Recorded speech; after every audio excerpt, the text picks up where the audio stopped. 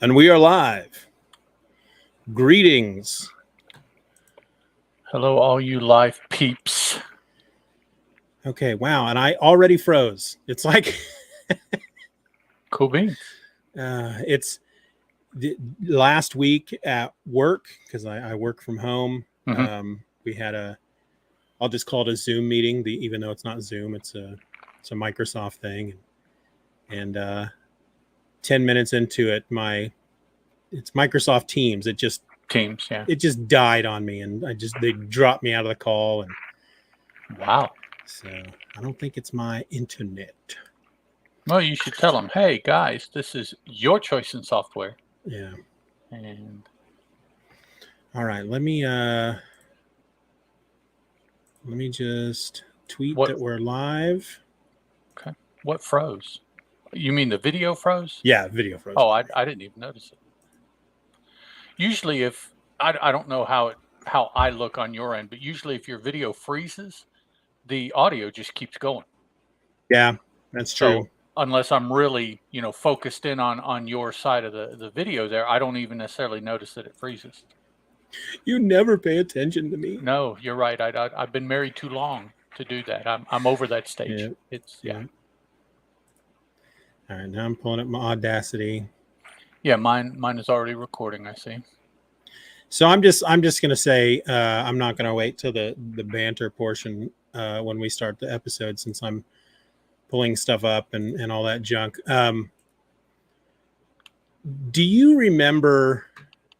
Cast your mind back. When you went to high school, did they have a driver's ed program? Yes. Do you remember learning pretty much everything you needed to know through that driver's ed course? Is not just the rules and regulations, but actually getting behind the wheel and doing the driving? I mean, the way my high school did it even is that if there were errands that needed to be run, the driver's ed teacher ran the errands, and he would specifically go pull one of the students out of class to drive. Nice. Yeah, so my son Simon, when he went through driver's ed, we had to go to a meeting beforehand first, so they could go over everything we were going to need and how everything was going to work. And the guy who did the driving portion had been doing it for like 25 years or something. And oh, dude, okay. He's explaining that portion of it. It's like, all right, so the everything you do, all the written stuff, all the book learning was done electronically. They all had iPads that the school had provided them anyway. Okay. And there was no actual class time. It was all online learning. Okay. And I could see that today. Yeah. They were expected to, all right, so here's basically this book. You go through each chapter. It takes you through these chapters, through this online course. It'll have you take tests and quizzes, and you have to have it done by the end of the year before, we can do any driving. And then when it comes to the driving portion, 1 hour a day for 5 days. And he's like, so day 1 will be in town, and it's a small town. Day 2, we'll probably get out on the highway. By day 3, we'll be in Topeka, which is not a big city by New York standards, but it's a big city here, where we're at. And it's like, hold on, they're going into the city. They're doing city driving by day 3 in their 3rd hour of driving, basically. And I don't know. I just found that amazing. And that they only were doing 5 days, 5 hours of driving. And then that was it. And then after that, it's like, oh, but you still have to get 50 hours of driving in before you can get your license. So you do that with your parents or something like that. Yeah, I was going to say, well, how do you certify that? Yeah. Okay. So I'm all right. I didn't, it wasn't too big of a deal when Simon did it, because he ended up, with his autism, he couldn't finish it anyway. He's like, it's just too many different things to think of at the same time, so he he asked if he could be pulled, and so we pulled him out. Well, my girls are doing it now, and my my oldest daughter, she's 2 years late because of the pandemic and all this stuff, and so they're just doing it together. And they got a new guy this year. And so when we had the first meeting and they were going through everything, and he makes a point. He says at one point, he says, so, make sure you get out there and do some practice driving with your kids before they're scheduled to drive. And then he just gets this really exasperated look on his face, and he goes, please don't send me your children without any driving experience at all. And I almost went, well, what am I paying you for then? Mm-hmm. I don't want to be one of those parents. I'm not one of those parents. I'm not like, well, I'm putting down the money, you got to do it. Well, but isn't that your job? Yeah, it's like, okay, but when I went to driver's ed, everything, that's what it was. You all taught me how to drive. Right. And now you're telling me it felt like it felt weird, right? Right. Hold on a second. He's gonna be a real pain in the butt tonight. He's been a real pain in the butt lately.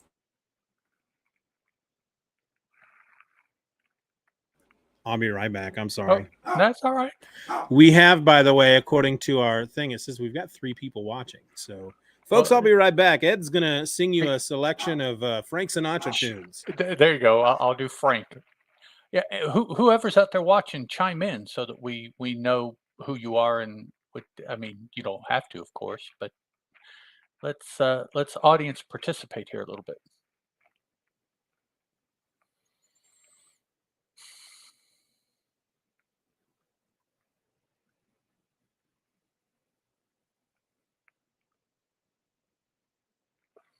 Doug S. Howdy, sir. Terry Moore. Howdy. And full disclosure for all of you out there, Terry Moore is my spouse. So her comments may be a little bit slanted either for or against. I mean, you can never tell these things.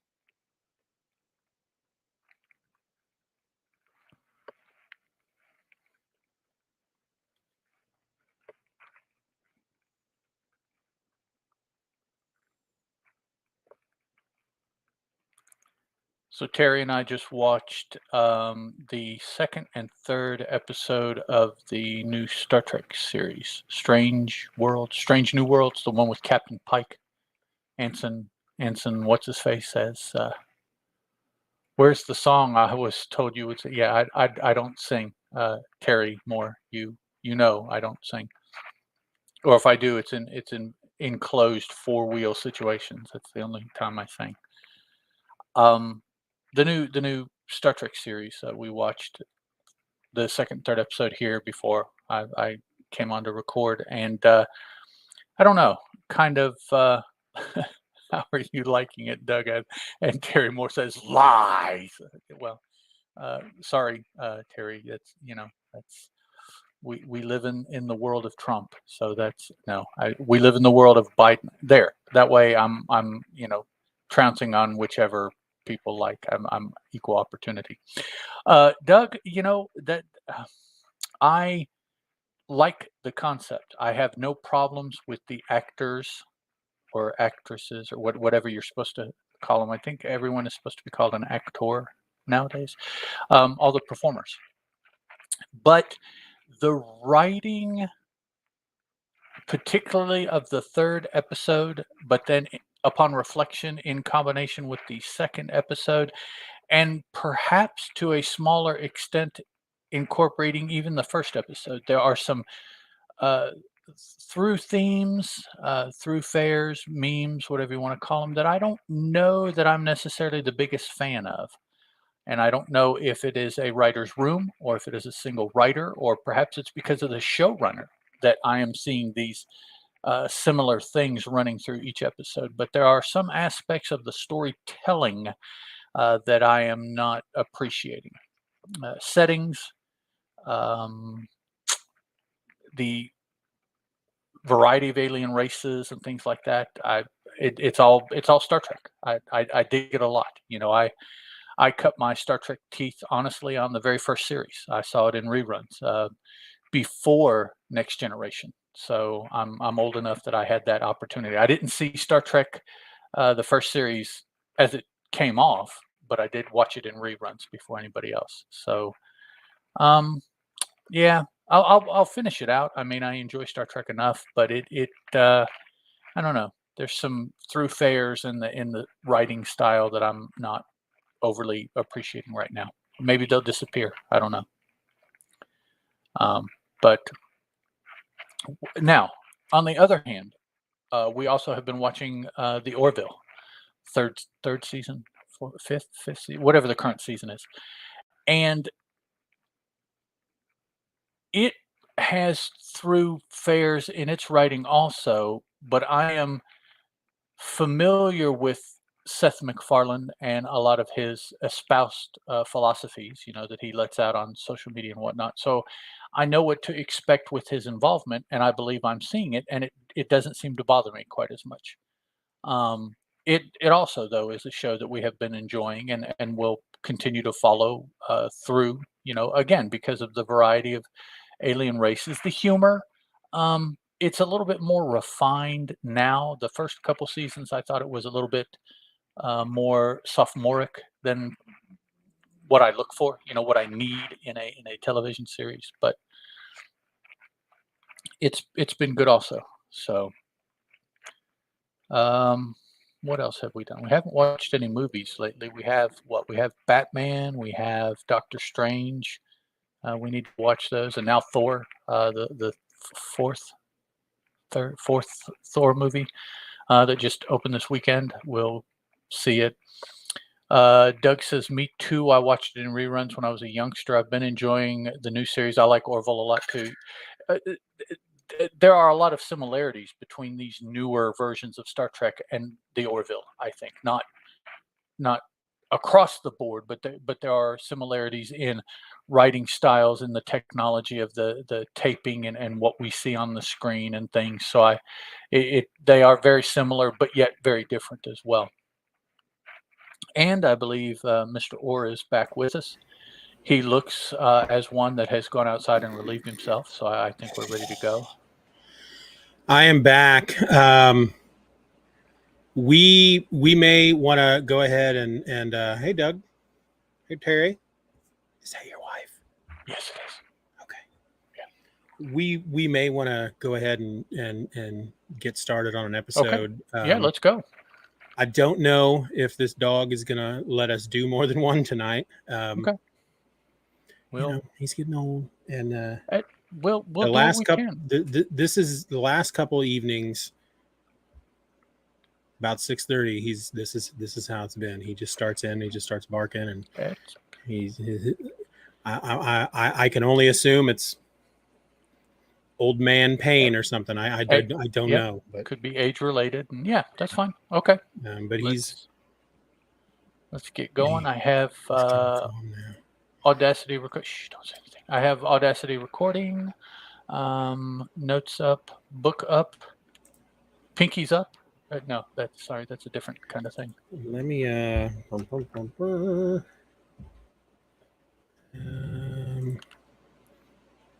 wanted to have the book open to.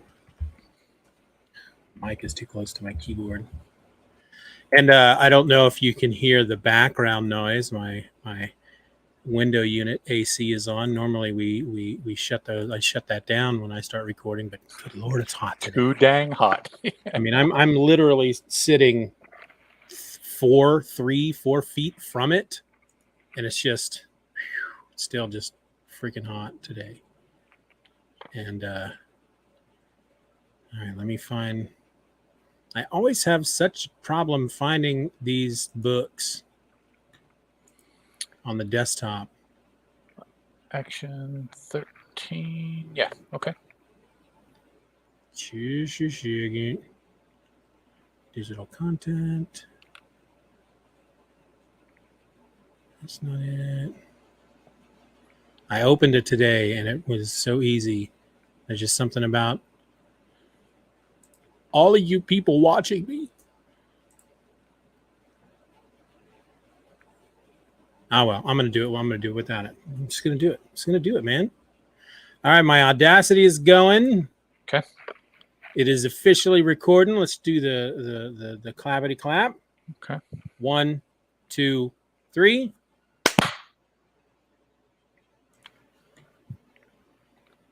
what that looks like. Oh yeah, it's a nice peak. All right, you ready to go? I am ready. All right. You're listening to the Superman Super Show, episode 15, Superman versus the Cab Protective League. I like that name. Howdy.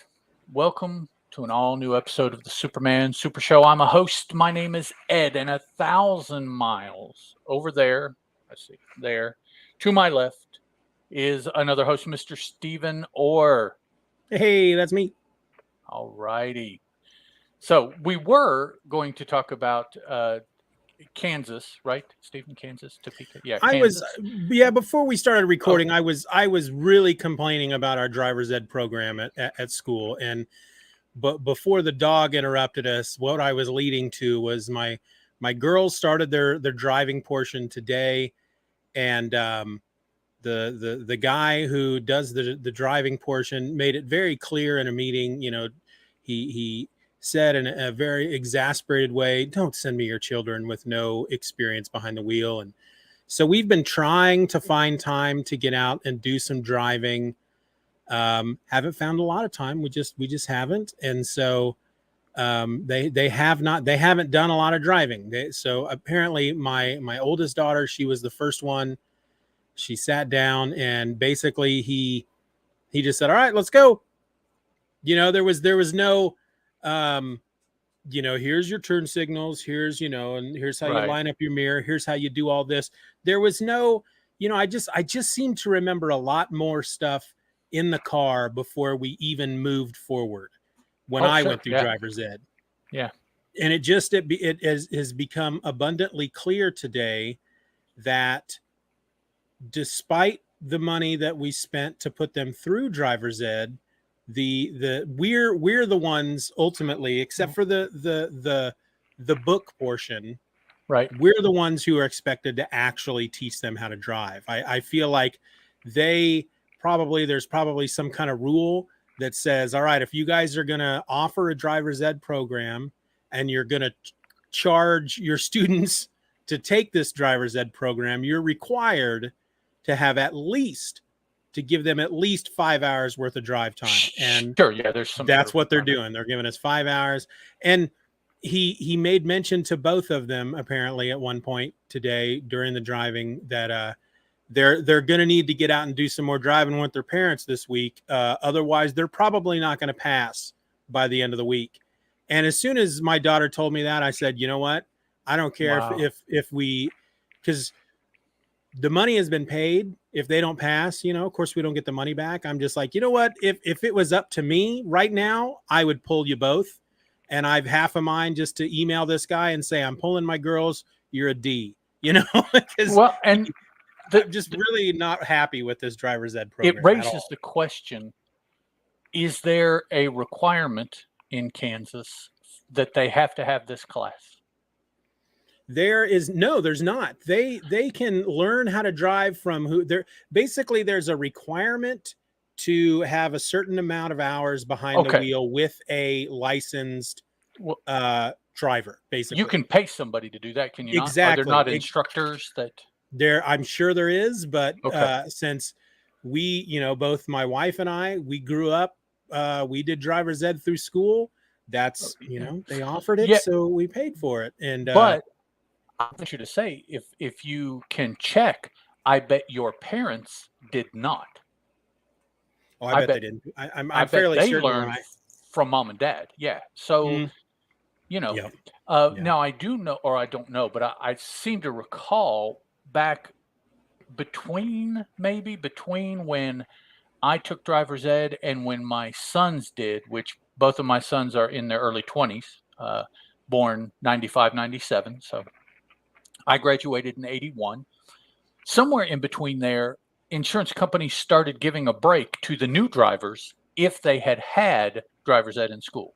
Yeah. Now, I don't know if that's still a thing. To my mind, the situation that you're saying, that may be the only benefit to having on a piece of paper that they had driver's ed. Otherwise, by what you're saying, you're going to do it anyway, so Yeah, and Doug here says in the comments that he remembers yeah. his instructor taking them through everything, and Yeah, because he the, hadn't the driven, and I students hadn't remember the done same thing. anything. Yeah, Yeah, yeah, but exactly. ultimately, and I'm sure it's the same in most states, but in the state of Kansas, if you go to the DMV, there's a written test. As long as you Hmm. pass the written test at the DMV, Right, and you can take a driver's test at the DMV. If you pass both of those, you get your license. right. Well, this course ultimately, you do the written test through the course, and I guess Oh, these 5 hours okay. this week are the driving tests. So once you pass the Oh, course, then you take your certificate to the DMV and you get your license. You don't have to oh, take the test at the wow. DMV. Okay, You don't have to take the driving test at the DMV. But okay. I'm quickly learning today that it's there. That's really the only advantage Right. of Okay. going through the school, because it's fairly obvious that either I have to find somebody to teach them how to drive, or I'm going to have to do it myself. And I'm not a very good teacher. I'm an excellent driver. I'm a great driver, but I'm a horrible passenger. I'll tell you that right Yeah. now.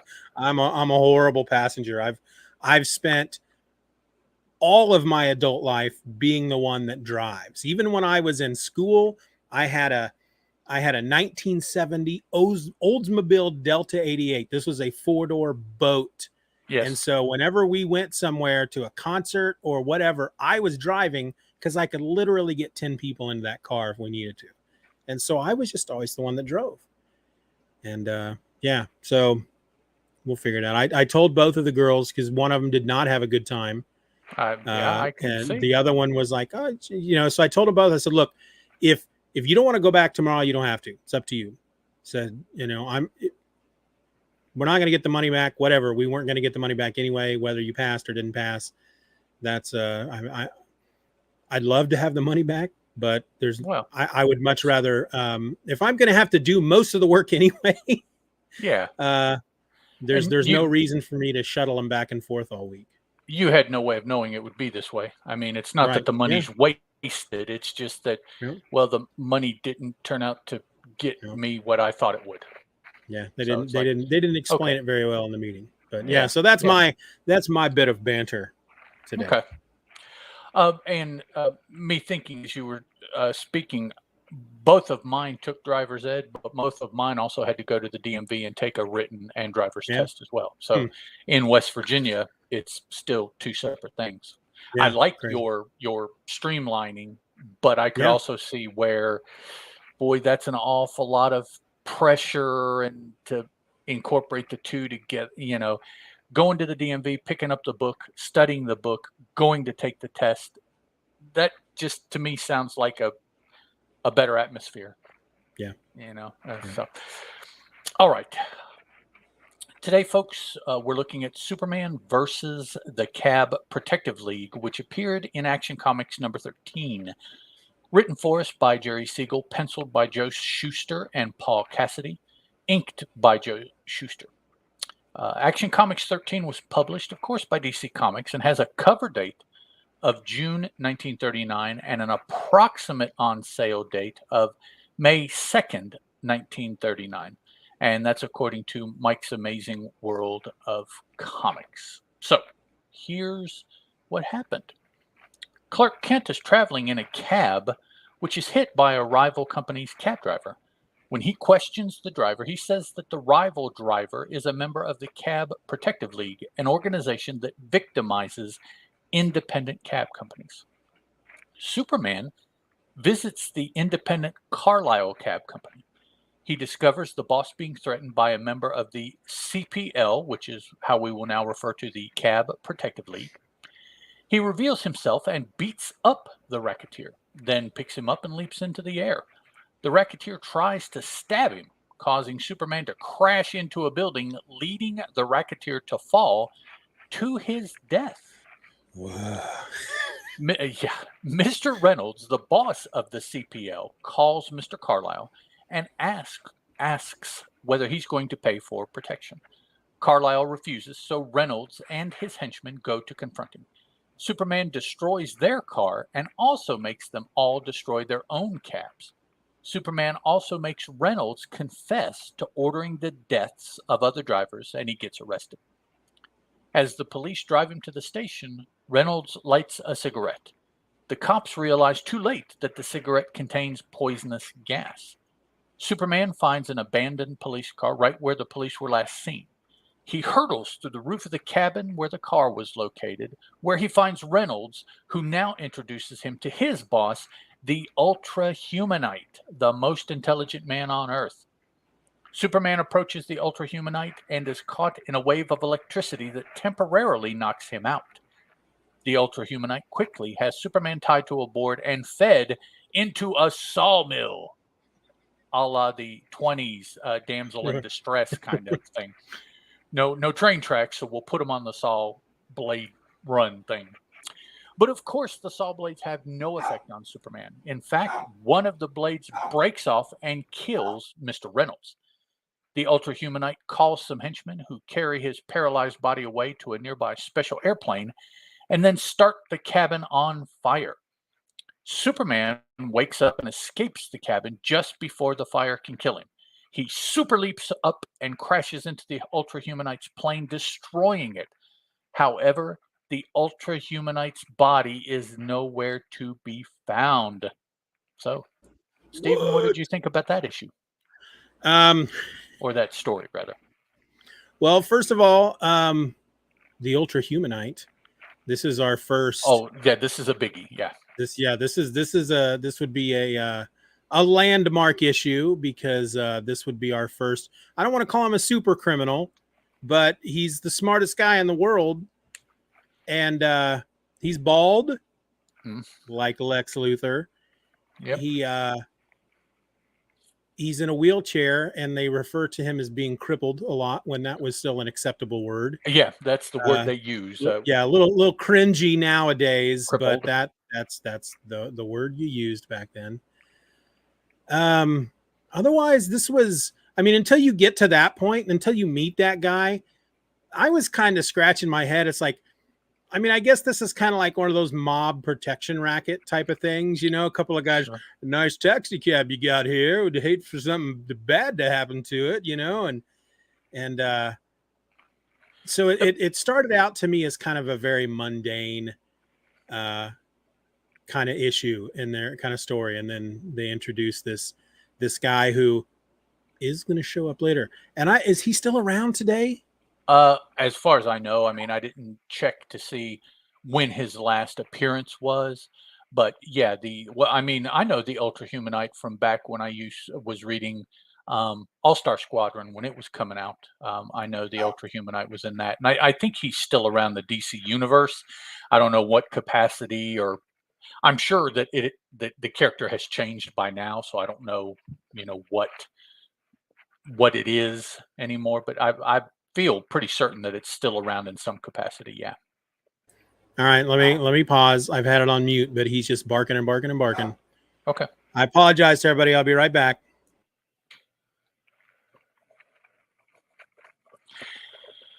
And so, yeah,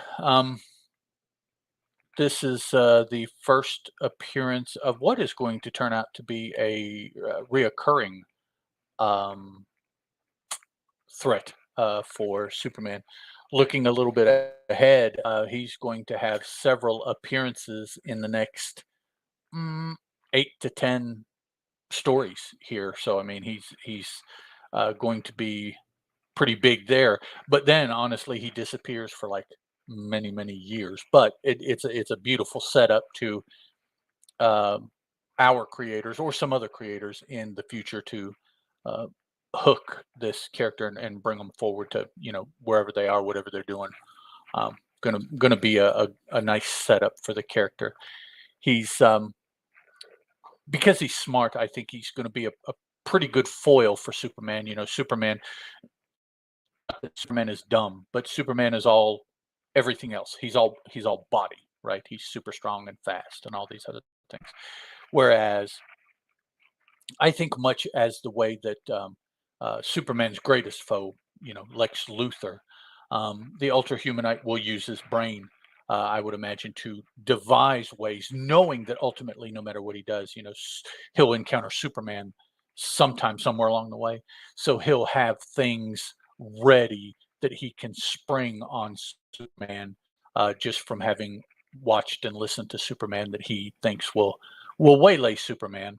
And perhaps they will, perhaps they won't. I mean, we'll just have to wait and see.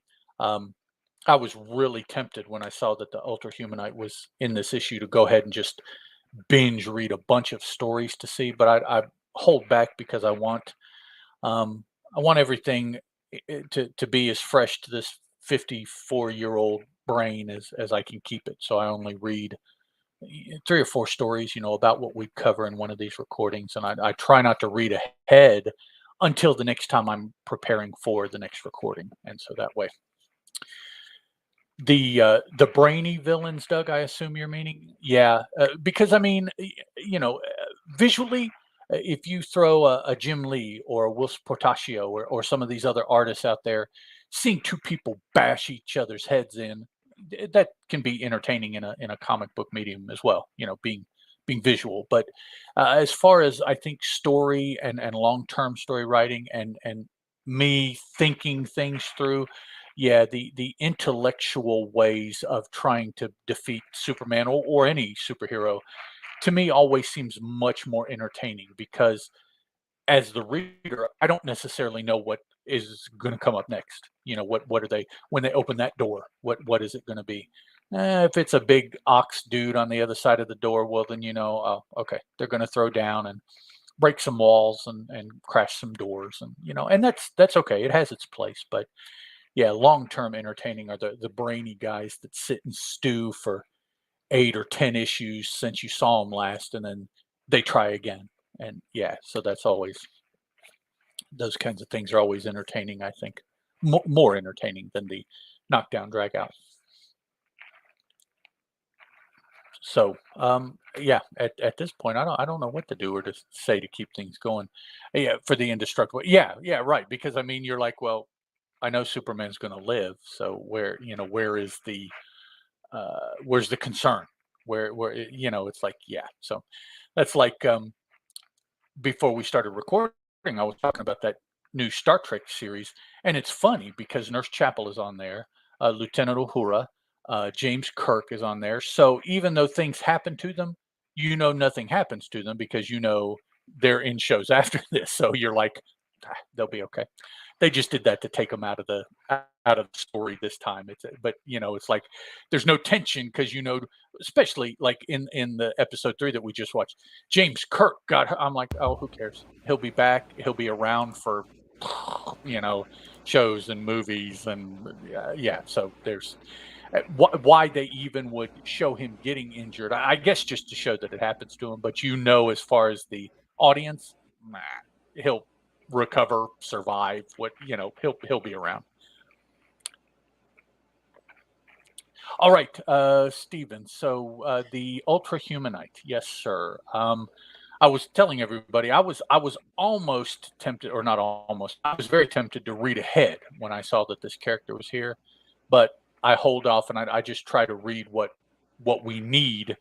That way, Yeah. it's fresh and it stays more entertaining Yep. because I don't I don't end up reading these like 3 or 4 or 5 times because I read ahead and forgot, and then we're recording them. So yeah, because these stories are short enough, and some of the same kind of similar situations happen that you get 20 stories ahead, and they all kind of blend together.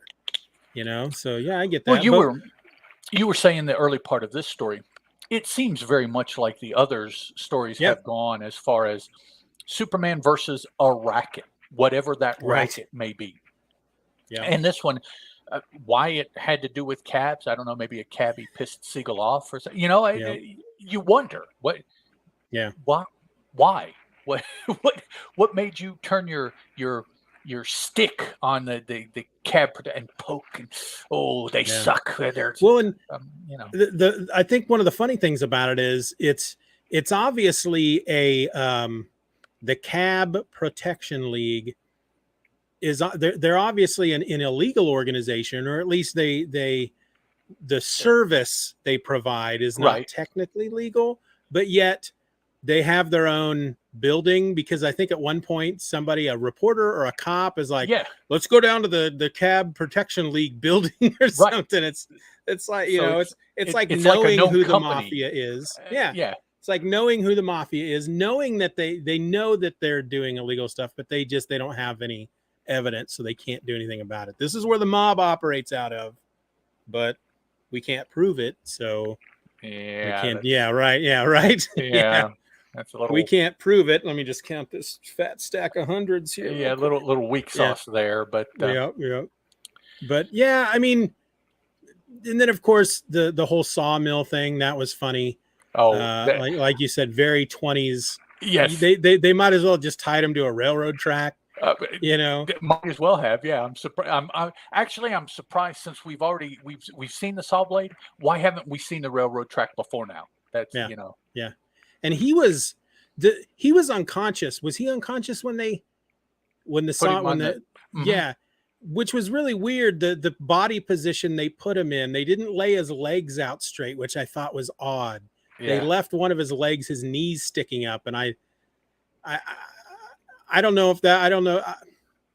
That obviously was artistic license. Yes, I can't see that in the script. Make sure you leave, because it had nothing to do with the story. It's not like because they left his leg that way, he was able to get out from his bonds. You know, like I could see that happening with Batman, since he's not super strong.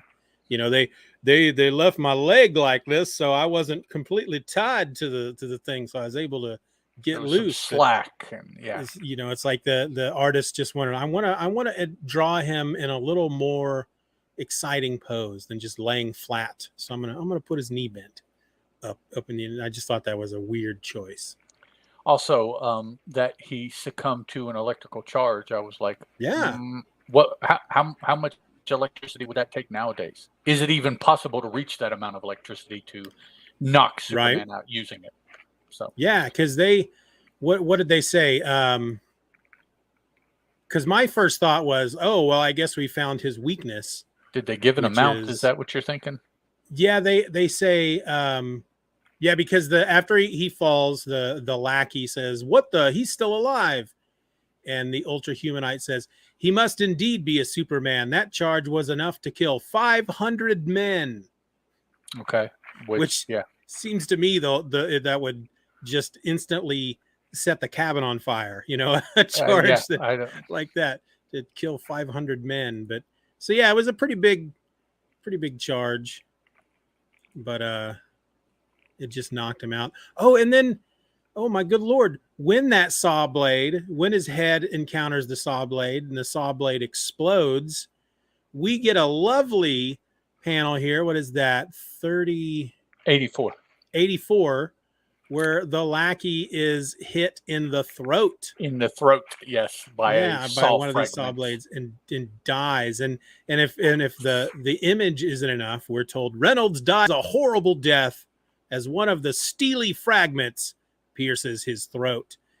And then the Ultra Humanite suddenly has hair in the next panel. Yes, you're right. Red hair. Does, yeah. Which, you know, as we know, Lex Luthor had red hair. I don't think this guy has any. Obviously, this guy has nothing to do with Lex Luthor. But it's funny that the first real supervillain, and I'll use that term loosely, quote unquote supervillain, but reoccurring villain. We'll say that. You know, one of his members, is the first member of his rogues gallery is a super genius bald guy. Yep. You know, and if you remember the very first episode when we talked about how Superman was being developed before he came to comic books, the very first story that was written, that Siegel wrote about a character by the name of Superman, ended up being a bad guy, and he too was bald. So maybe Siegel has something against bald people. Maybe he's bald at this point. Maybe. Although I don't think so. In the next book that we're covering, I believe there's a picture of Siegel and Schuster at the end of the story, right? There is, those are photographs. They didn't transfer over very well, but they're photographs. Yeah. But Let's see. And then, yeah, of course, he destroys the plane, and there is no body. So if there is no body, we know what that means, We know there's no death. Yeah. right? And so not only do we have the moment where an electrical charge big enough to kill 500 men knocks him out, the cabin, the when they realize they're not going to be able to kill him, when the saw blade breaks, the ultra humanite calls for more thugs who come in and carry him away, and then he has them light the cabin on fire. And Superman escapes, but as he's running from the burning building, he says, "Phew, that was almost the end of me." So I guess he could burn to death in I don't this know. in Smoke this inhalation, form. maybe. Yeah, Yeah, maybe. I don't know. It's He, and he the problem really is that we see now and know that, no, that wouldn't work. No, yeah. that doesn't work.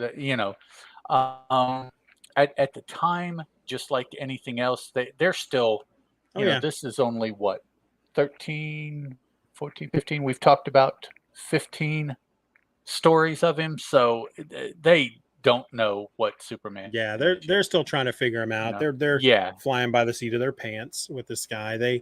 We the only thing they know for sure is what they say in that opening panel of all these stories about his strength and right. him leaping, and he's fast. We know he's got X-ray vision and super hearing, but that's I really will about all say they though, figured out. they've done a really good job of not having conflicting things going on. Yep, He is susceptible here, but he's impervious to it there, and stuff like. yep, They're yeah, they're staying pretty streamlined about, these won't hurt him, and these maybe, yeah, so yeah, so at least somebody, or maybe even Siegel and Schuster are keeping these things straight in their mind. I've read some other Golden Age stuff by the same creator, and it's like, well, yeah, but three issues ago you said that, so. yeah, Actually, I think Mr. Stan Lee was pretty well known for doing things like that. yeah. That's why they invented the no prize. But yeah, it started out as kind of another of the stories that we've been reading, and typical. I mean, I don't necessarily want to say typical, but that's usually the word that will be thrown out. But then we have the Ultra Humanite, which, Yep. again, unfortunately, we have foresight, I guess. I guess that's what it would be, to know what that character turns into, and we're like, Yeah. oh, flag here, big moment. Uh, to them at the time, it was just a really brainy dude that we let escape, so we'll use him again. Yeah, and really, I kind of thought of this as I'm reading it. It's like this makes me think of certain TV shows that I've watched. And I'll use Supernatural as an example. And you could use Smallville as an example too. Think of the first season of Smallville was very much Monster of the Week, and Supernatural is kind of the same. And you're watching each episode, and you're like, yeah, this is kind of fun, but then at some point, 6 episodes in, 8 episodes in, something happens that makes you go, okay, now we've escalated the story. And I feel that kind of happened in this issue, because not only did the guy get away, really in the end, this is the first villain that he's come across that is that's got the better of him for even for a moment, knocked him out, tied him to a thing, and tried to split him in half with a buzzsaw. But still, he got the better of Superman there for a little bit and managed to escape unscathed, as far as we know. So yeah, I mean, at the time, I've got to imagine people were reading this going, holy crap, who is this Ultra Humanite? Look what he's done. Superman. Yeah. And he got away, so you almost, even not knowing what's going to come after this, you almost finish this story going, oh, he's coming back. He's coming back. Yeah, really. So don't know if it'll be next story, but he'll be back. Yeah. He'll be back. Yeah. So yeah, that'll be fun. running across him again, and then, seeing how long we go with, or at what point do they introduce more villains like this, more reoccurring villains. This is Right. I'm just gonna say this is the first one. I think this is in the books. Boom, first Superman reoccurring villain. Okay, let me mark that down. Steeven says, okay. And now we'll see if you turn out to be right. Right. Or, we'll see what John and some of the other folks out there on Twitter have to say about that. Yeah, that's fine. We're reading these stories for the first time. A lot of the other people that have been commenting on our Twitter and whatnot have read these, but they have moved on past these as well. So they have hindsight and foresight and sidesight and and plus there's certain stuff, like of course the whole Jimmy Olsen debate. Jimmy Olsen technically really shows up for the first. He's a product of the radio show. Right. Other stuff happened for the first time in the newspaper strip. So I'm not as steeped in the knowledge at this point to know that as of the time this issue came out, were the newspaper strips happening? What else was going on? Actually, they had been happening since the beginning of this year. Okay. So this came out in May. So since January, like the second or third week of January of this same year, they'd been having daily strips, I guess it was. So yeah, there was a lot of background info noise, so I was just letting that pass. So for all I know, there could have been another supervillain, reoccurring villain that showed up in a comic strip 3 days before this. Maybe. But as far as the floppies are concerned, I'm calling this his first reoccurring villain. But us, we're staying pure with the comic book. Right. The radio is there, but we're not talking about the daily strip. Is there? We're not talking about that one. The movie serial. No, I don't think there's been a movie serial yet, but we probably won't be talking about that. There's the Fleischer animated, which I'm sure is later as well. We're not talking about that right now. So, the comic book, and this is what we know when Ultra Humanite first appearance. Okay. I do find it interesting, though, that there were a number of occasions in which forms of media outside of Action Comics and then the Superman book itself that is going to be hitting really soon, that ended up influencing what was, the stuff that we know about Superman that we take for granted as, oh, well, that's probably been there since the beginning. And it's like, no, that Jimmy Olsen came from the radio show. Right. Yeah. The fact that he flies is because they got sick of drawing him leaping in the Fleischer animation features, hanging off of edges of buildings and things. Yes. And who was that John on Twitter, or was it no, was it the old time radio? I think it was the radio.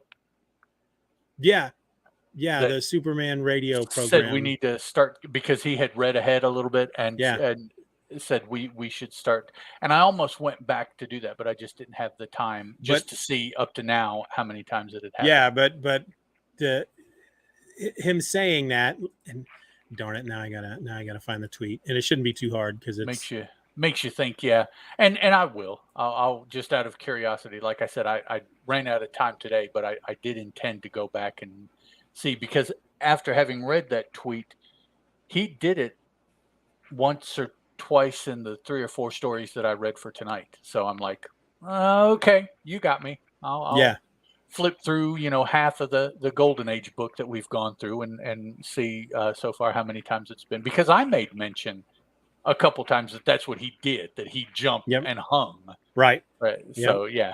It was over on Twitter. It was the Superman Radio Revisited podcast at Radio Superman, who had commented. It was in basically the one of the previous episodes where I had mentioned, the reoccurring thing of Superman each issue now, it seems like he grabs somebody up and tucks them under his Yes, arm and and leaps leaps. about. And the Superman Radio Revisited podcast commented, so far I've read up to Action Comics number 40, and another count you may want to start is how many times is Superman hanging from the ledge of a building. And yeah, once I read that, I'm fairly certain he does it. Does he do it in this issue? Now I can't remember, but I know I that. don't remember if it happened in this issue, but it does in one of these stories. Yeah, When he's listening to the cab dude, is he hanging out the window when he's? I'm flipping through it right now. Yeah, I'm flipping back here. Trash in, jumped in. He when he's falling, He and the dude falls to his death, saves he himself. catches himself on a window which ledge. is funny. It's like, do you really need to save yourself? Why couldn't you Right. just flop? I mean, is that not okay? You know, and that I find that curious as well, because I'm thinking, I don't remember what the show was. I feel like there was I don't know if it was a TV show or a movie about a character who had superpowers, and I feel like it was a young person, but they knew that, for example, if somebody stabbed them, it wouldn't pierce their skin, but they weren't confident to know exactly what would and what wouldn't kill them. Right. So they didn't just let like stuff that happen. Yeah, so something like that. It's like, well, I'm falling from a 40-story building, but I'm pretty sure it won't kill me, so I'm just gonna let it happen. So that's kind of what I'm thinking about when Superman does stuff like that. It's like, I better catch myself, because I'm not quite sure if I'll survive this fall. Or when he's running from that burning cabin, Right. You know, Yeah. he's not confident enough in his own powers to just, the Superman of today would just suck in the fire and the smoke into his lungs, and then blow it into space. Well, but he is at the point where he takes bullets now, though. Yeah. Oh He'll yeah. just stand there, and he'll even be drawn with the stick it, like, come on, go ahead. Yeah. Watch this.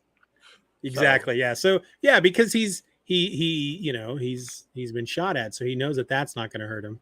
But yeah, you don't know if the writer is thinking about stuff like that when they're like, you got to catch himself on that ledge before he hits the ground, or if the writer's even confident, if Siegel's even confident at this point, will a fall from a 40-story building, will he survive that? Yeah. I'm not ready to put that down on paper yet.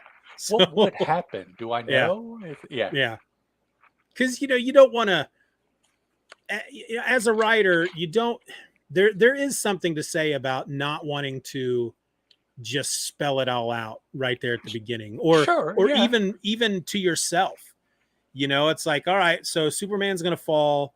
Do I just let him crash to the ground and get up and brush the dust off his uniform? Or do I want to make that stand at this point? Do I want to put that down on paper? Because maybe 3 issues from now, I might want to write a story where he breaks his leg falling from a building, and that puts him in a particular predicament that isn't going to happen. And, you don't know how deep some writers are thinking sometimes. It could even be that the artist, Siegel, was just like, maybe I should just have him grabbing the leg. It may not have even been spelled out. It just could have been an artist interpretation, something the artist wanted to do.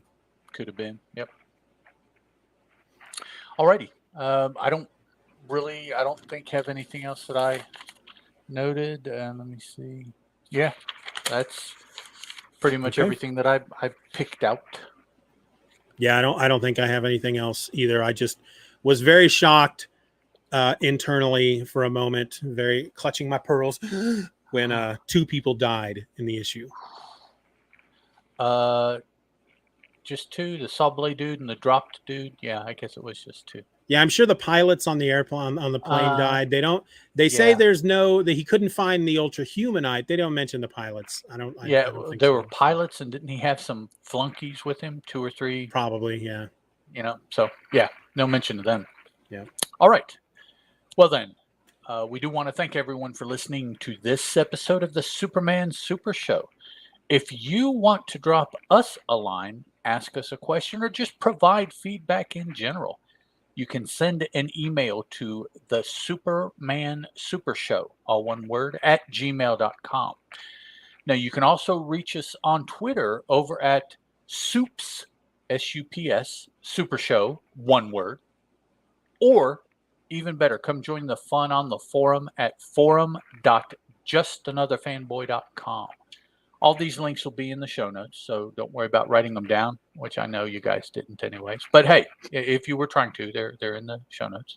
So until next week, guys, I'm Ed.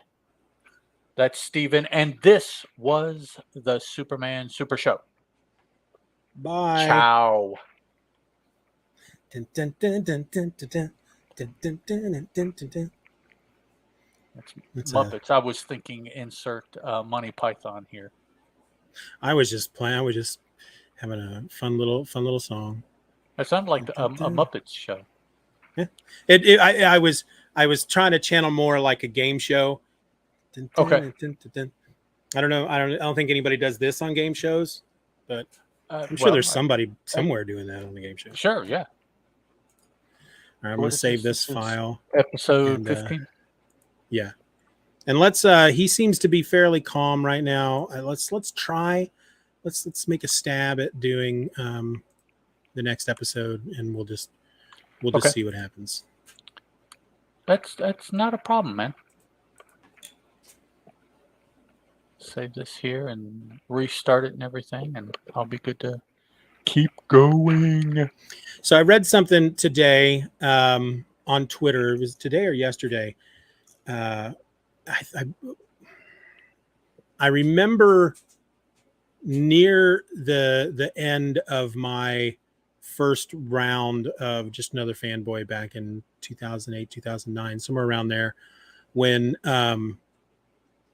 Grant Morrison got on to Superman, and he, along with Rags Morales, it was either Superman or Action Comics. I don't remember which title it was, but they had started a run on there. And I remember, I don't know that I feel like I read at least the first issue or first or second issue. I was personally put off by the fact that they basically had him in a t-shirt and jeans with a cape on or something. But I read something today that makes me want to go back and give it another try, because now that we're reading these stories, it's like I read something today, and it may have even been John who put it out there, or one of the Superman tweeters or podcasters, that basically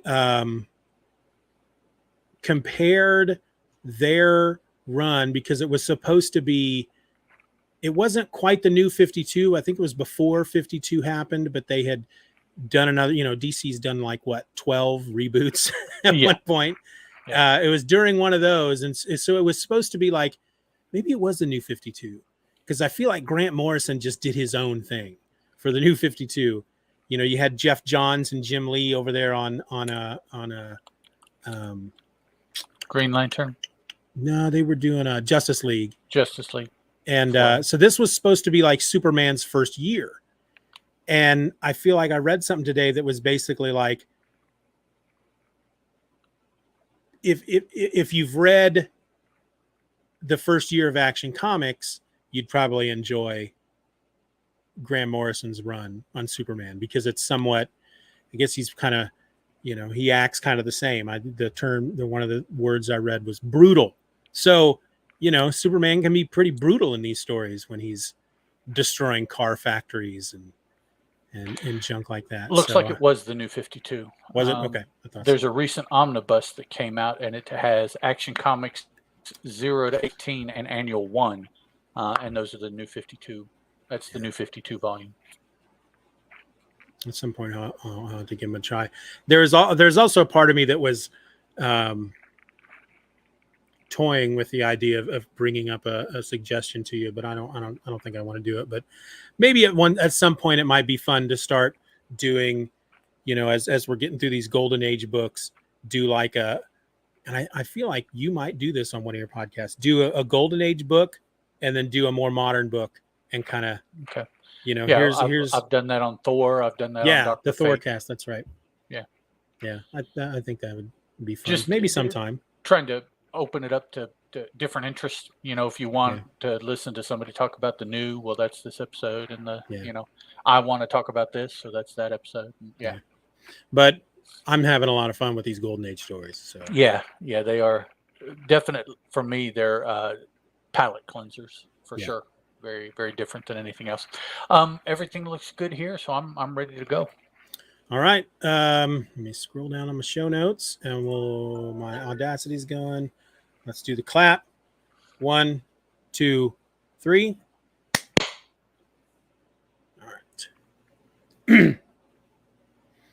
Now, the only thing I could really think of to title this episode, since there are different stories in this book, let me just ask you: should we just call it Superman issue number 1, or there aren't?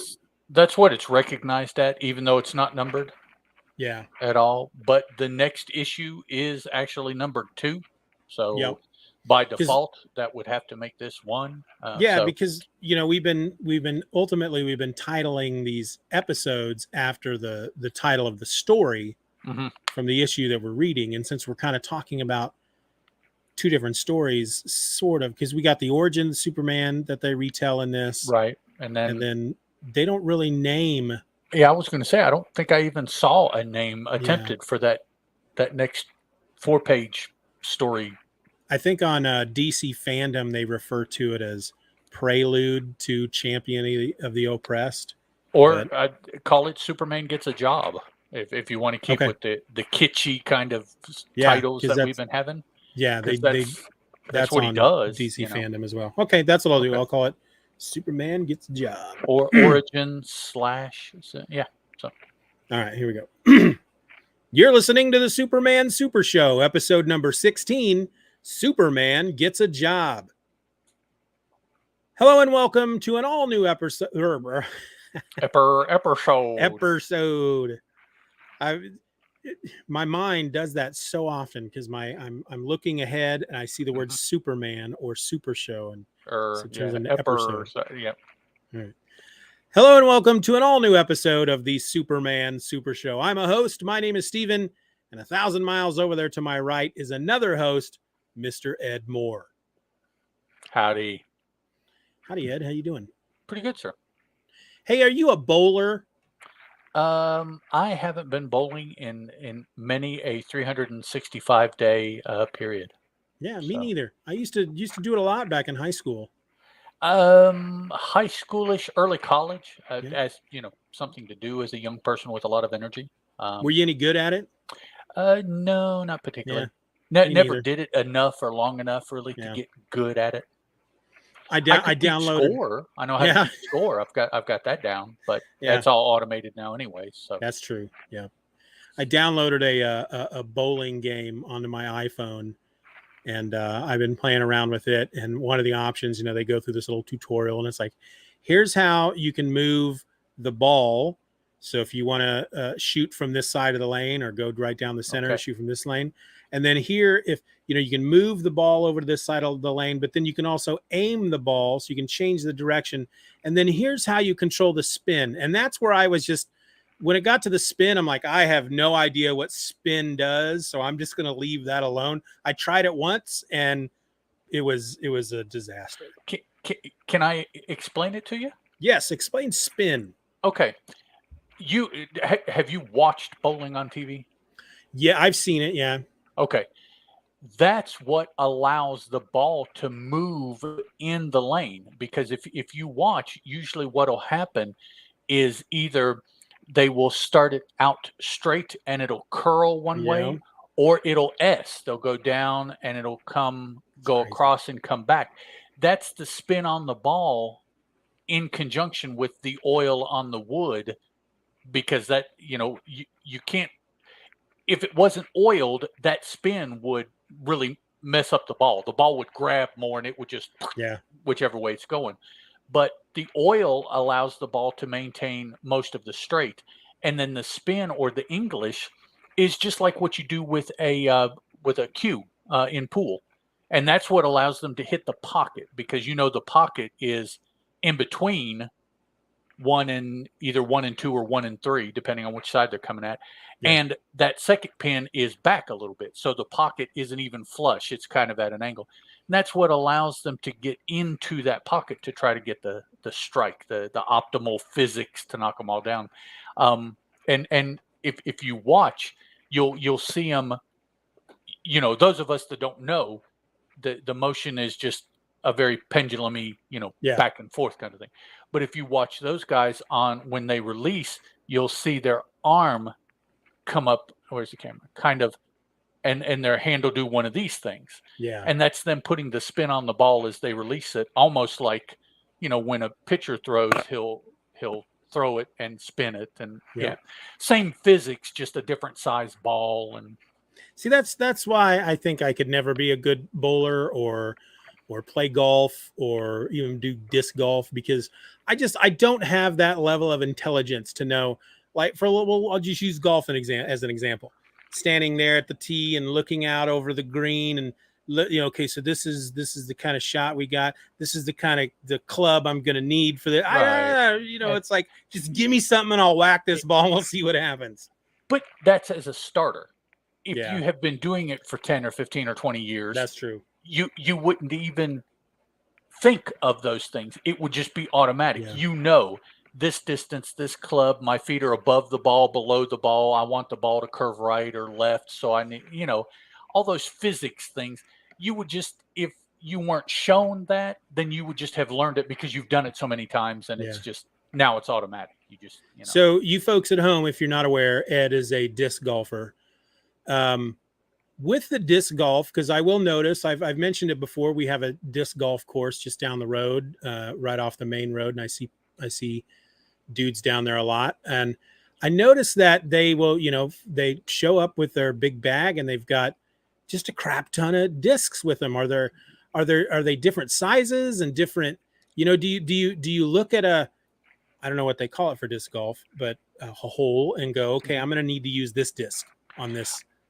Honestly, yes. Yeah.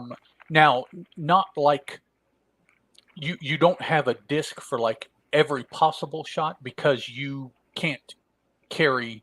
Well, you could carry that many discs if you wanted to, but it's unwieldy. Yeah. Typically, these guys, you will see, they probably carry, and I know that this sounds like a lot, but they'll carry 20 to 25 discs.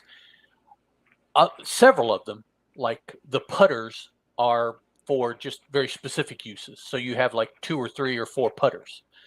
After that, you've got different weights and different disc designs that do different things according to how hard you throw them, the speed that the disc is. So, if you want it to curl right or left, if you're throwing uphill or downhill, is the wind blowing at you or away? All of those things. Too much and to again, think of. it's physics. Yeah. The physics of the disc are always the same. The question is, how do I use those physics to get this disc in these conditions to do what I want it to do? Yeah. And so that's where you change, because some discs are thicker, some are thinner. They usually are all approximately the same width. That's kind of controlled. Okay. The weights will be different. Typically anywhere from 165 grams to the high 170 grams, which, 10 or 15 grams doesn't sound like a whole lot, but it honestly, surprisingly, turns out to be quite a bit of difference. And so it's just, just like in golf, you were talking about, you've got all these different clubs. Most of the clubs are for distance. The secondary thing in the club is the amount of loft that's on it. So how straight is, and so the discs in disc golf are kind of the same thing. Just instead of hitting it with a stick, you're having to use your arm to do it. But so your arm, of course, you can't change. It's what it is, no matter what the throw is. So you have to change it in your equipment, and so But they honestly do, subtly sometimes, but they do different things. Interesting. Have you ever played disc golf with tortilla? A tortilla. I have flung a tortilla, but not for anything other than the amusement factor.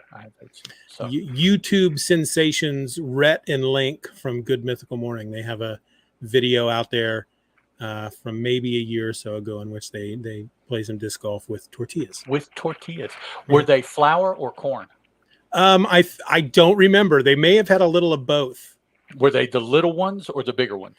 I believe they also had different sizes. Both. Yeah. Okay. Yeah. Okay. Just Yeah. like you would discs. They're Yeah. made of different things and they're different. Okay. It was a pretty funny video then. I feel that. Okay. It's not, if y'all are looking for it, maybe I'll try to find it and put the link in the show notes. It's not part of Good Mythical Morning. I think they had another channel out there that they were trying to put some stuff on. But Okay. yeah, it's a pretty funny video. Anyway, scratch my ear. All right, let's talk about what we're here to talk about. Let's go. So we're looking at Superman issue number 1 today, but not the entire issue. The Superman comic, at least the way it began, started out as an anthology, just like Action Comics. But whereas Action Comics had different stories that featured different characters, Superman had different stories, but they all featured Superman. And so at least with the first issue, because that's as far as I've gone, most of the stories in this first issue are reprints of stories that we've already talked about that have been in Action Comics previously. But there's a little bit of new stuff. So I figure we talk about some of that stuff. Before we do that, though, let's look at the credits here. Written by Jerry Siegel, pencils by Joe Shuster. That's the credits we're given out there on DCFandom.com anyway. Superman number 1 was published by DC Comics, of course. It's got a cover date of June 1939, but according to Mike's Amazing World of Comics, it has an approximate sale date of May 18th, 1939. The issue opens. Now, what's really interesting, I found kind of interesting about this is you and I are both reading these through the series of trades called Superman in the Golden Age. Yes. And we're currently in the first volume. Right. And while it reprints these issues of Action Comics and Superman and whatnot, it only prints the Superman stuff. Yes. Well, this, of course, issue of Superman, because the reprints from Action Comics already show up in this collection, we only get the new stuff at this point in the collection. But if you go, for example, over to like the DC Infinite Universe app, whatever it's called, and you go to Superman issue number 1, you're going to get everything. It's like 64 pages worth of stuff, but most of it is reprints. The other, stories we've already talked about. But the first thing you get is the origin of Superman, which we did get in Action Comics number 1, but this is a bit different. It looks like it's been totally redrawn, first of all.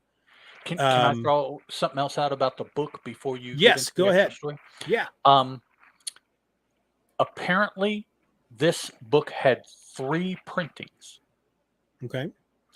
500,000 for the first, 250,000 for the second, and 150,000 for the third. So that's 5, 6, 7, 8, 9. 900,000 copies were printed. Very, very difficult, from what I have read, to discern the printings. So okay. it's not like it is today. They weren't about making it obvious. They were just trying to fill demand. Yeah. So just keep that in mind. You could have a Superman number 1, but you don't know if it's first, second, or third printing, and I'm assuming that will, as far as what the value is of that book, whether it's a first, second, or third printing, the first printing would be more value. Yeah, but yeah. But also, I do know that here a little bit later on, back I think probably during World War II, when Captain Marvel, the Fawcett, Shazam, Captain Marvel, got to be big, they were throwing out over 1 million printings an issue there. Wow. Yeah. That was, so here already, Superman 1 was close to what 5 or 6 years from now, approximately, or maybe a little bit longer than that, will be one of the highest printed books that are out there. Yeah. So they are expecting a big demand. Well, obviously they got a demand because they printed it 2 more times to try to fill that demand. I would think that third printing was probably more than what they thought, but they were like, Yeah. look, we can't just keep going back. We're Right. going to have to, print more than what we know. Yeah. So, but yeah, He's approximately 900,000 issues of this originally. And I don't know. I just now thinking I should have looked it up. I don't know how many copies there are known now. Yeah. Nowhere near that, I would suspect. Right. I find it very interesting for folks who don't know. You think about the speculator boom in the 90s and how do we have to think about it? Well, you don't have to, but Okay. I often think about it because I was collecting right smack dab in the middle of that, and you were the reason for the boom. Right. Is that what you're saying? Okay. It's me specifically. I'm the guy. So was I. I bought my 5 copies of X-Men 1 and 5 copies of X-Force 1, and I was there. I distinctly remember the day that it hit me that none of these issues I've been buying multiple copies of are going to be worth anything. I was at a convention and in Chicago, and there were just, I swear, every table where retailers were selling books were selling bricks of, like, you could get a brick of Spawn #1, for example. Okay. 20 copies of Spawn #1, not 20 variants. It was all the same issue, and you could buy them in bricks. And I would look at these tables and see, here's like 500 copies of issue #1 of Spawn just on this one retailer table. How could this be worth money in the future if there are so many copies available? And that's why issues like Action Comics #1 are so valuable, because there are so few copies in existence. Right. And I watched a documentary about comics that talked about how during the war, one of the big things was to bring in your paper for the war effort. Right. And so most, first of all, back then, people who bought comics were not like, this sucker is going to be worth money one day, so I'm going to put it in a Mylar bag with a board behind it. They read it, and it just, wherever it landed, that's where it landed. They rolled it up and stuck it in their back pocket. They folded it and put. Yep. Or it would just go in the trash at the end of the month when they were done, or it would go toward the war effort. And so there were so many comics that were just pulped back then, and that's why that stuff is worth money.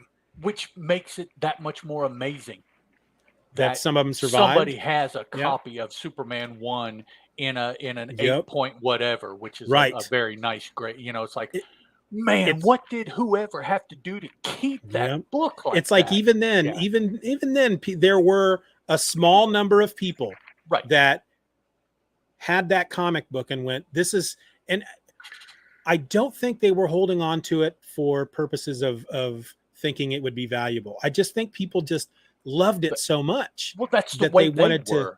Yeah, they wanted personally. They wanted to keep it. They wanted to hold on to it, and maybe here's something I loved, and maybe one day I'll pass it on to my kids, and and not knowing that one day Nicolas Cage would own a copy, and then get it stolen. That you had as a child is now a 1 point whatever million investment, and So back to the origin. All right, so they retell the origin of Superman in this issue. We got the origin in Action Comics #1, but we got a 1-page origin in Action Comics #1, and we're getting 2 full pages in Superman #1. And one of the things they introduce in this origin are the Kents. If I remember correctly, the original origin was he crashes to Earth. Somebody, I don't think they were called the Kents in that Action Comics. I don't believe they had a name. Yeah, somebody finds Superman and takes him to an orphanage, and that happens here in this retelling as well. But we're told it's the Kents, and then the Kents come back to the orphanage and say, we gotta adopt this kid because we just love him so much. And they refer to him in the origin here though as foster parents. Right. And they die before the origin is over. Before he becomes Superman, the Kents die. They don't tell us how. We just know that at one point, Mr. Kent, because we don't get first names in this story either. But at one point, as he's a boy, Mr. Kent tells Clark that ultimately it's almost like the Spider-Man. With great power comes great responsibility. You know, you got these superpowers, but he tells them you gotta keep them hidden. Don't let people know. Can't let people know that you got these superpowers. And then for some reason they die of old age, we're going to assume, and that's when he goes out to be Superman. I think those are the only changes I came across between the two. I didn't really have time to. They named the planet in this Krypton. Do they? Okay. They didn't name it in the first one. All right. I believe. Interesting. So once we get to that point where the Kents die, Superman or Clark Kent tries to get a job at the Daily Star, which will eventually become the Daily Planet. He's turned down because he doesn't have any experience. He wants to. We do learn here that he wants to get a job at this newspaper though, because he will get the crime reports, and through those crime reports, he'll be able to go out and fight crime. You know, do the good deed. And it's here, of course, that he learns about a riot at the county jail. And I'm just gonna read a little paragraph from DCFandom.com. Hearing about a riot at the county jail, he heads over there to try to prove his worth. After dispatching the mob that is trying to kill a prisoner, not just kill him. They were going to lynch that guy. Mm-hmm. The prisoner gives him some information. It seems that B. Carroll, singer at the Hillo nightclub, killed Jack Kennedy. Not the Jack Kennedy that she was not the second gunman on the grassy knoll. We're not talking about John F. Kennedy here, folks. This is just this is his brother, Jack. Yeah, this is just somebody named Jack Kennedy. I believe he drove a car off a bridge at Chappaquiddick. Yeah, maybe Jack Kennedy, I think, maybe. So yeah, B. Carroll killed Jack Kennedy and framed Evelyn Curry for the murder. So Clark tells the Daily Star editor George Taylor that he knows about the riot, and so what he knows about the riot, and Taylor hires him on the spot. So then, go ahead. Jump in there. Yeah. What was the name of that club? Look at the name of that club. Hillo. Hillo. Yeah. Okay. I didn't think you had noticed that the way you were pronouncing it. I'm like, no. Stephen doesn't see that. Yeah. I would imagine that's the High-Low nightclub. Yeah. Good catch there. Yeah. I don't pick up on that stuff very well. Yeah. It's like we just recently did a rewatch of How I Met Your Mother. I don't know if you've ever watched it, but there's an episode where they talk about everybody has a blind spot in their knowledge, basically. And we learned that the main character, Ted, at one point, the word chameleon, he had never in his life, he'd made it to his mid-20s, almost to his 30s, and had never heard the word spoken aloud. He'd only seen it in print. He'd only read the word. Okay. So until that point, he had just assumed it was pronounced chameleon. Okay. And he's teaching a class about architecture, and he's used the word. He's a true chameleon, and the students are like, "I'm sorry, what? Don't you mean chameleon? I believe the word is chameleon." So yeah, that's me. That's me. I went to college with a buddy of mine that was just a voracious reader. Mm-hmm. He didn't listen to anything. He all he did was read. So he had his own personal book of pronunciations that were different because he saw the letters and he pronounced it and he moved on, and it's like, I so often we had a lot of classes together, and they were geography. So they were like science-y or computer based, full of terms, and hearing him say these things out loud, I'd be like, what was that? Yeah. It's funny. This word? Oh, okay. Yeah. That's funny. So, all right. So back to this story. So Superman goes to confront this singer, B. Carroll, at the nightclub. And there's this really kind of funny moment. It was just kind of weird because at one point, she goes back to her dressing room and he's just in there. And of course she's really upset. This guy is in her dressing room and he's dressed funny, and she calls him a nut. But then, like, the very next panel, she tells him that she's attracted to him. What did she say? She said that he attracts her. He attracts her. he attracts her, which I'm assuming means she's attracted to him. Yeah, But is yeah, what she it was a said. Yeah, weird I way saw of that and I saying was it. like, Yeah. what is that? She, Is that like a oh, magnet? I don't. yeah, I know. Is that good? Or are But you, what, yeah. but then she pulls a gun on him. So she's kind of a flip flopper. You're a nut. You attract me. I'm going to pull a gun on you. He, of course, grabs the gun. They don't actually show him tying her up, but it looks like he ties her up and then he leaps out the window with her. Now, I found this story very interesting because if you're just reading it in the collection that we're reading, it goes from this story to one of the reprints. Right. And it's kind of a weird transition. But if you're reading the actual issue, because then I went to my DC app and I looked at the issue, because by the time I finished the issue in the collection, I'm like, wait a minute, that wasn't 64 pages, not thinking why wouldn't they reprint the stories they've already reprinted earlier in the collection. So I go to the app and I'm like, oh, it didn't dawn on me until I looked at the issue in the app. This is the story that leads into how Action Comics #1 opens up, Right. which Yeah. if y'all remember when we talked about that first issue, how confused I was. It was very that the abrupt. issue it just opens up and he's got a woman who's tied up and he stuffs her behind a tree and goes to tell the governor that he's got the person that actually killed the Right, yeah. Save the woman that's on death row, supposed to be electrocuted, and it's like, what? So this is the story that leads into that. So I'm really interested to know was this something they had written before Action? Had they always had this story, or were other people confused by how abruptly that story opened up and they thought it would be fun to fill in the blanks? What did you think? I was kind of the feeling that they must have had it. Yeah.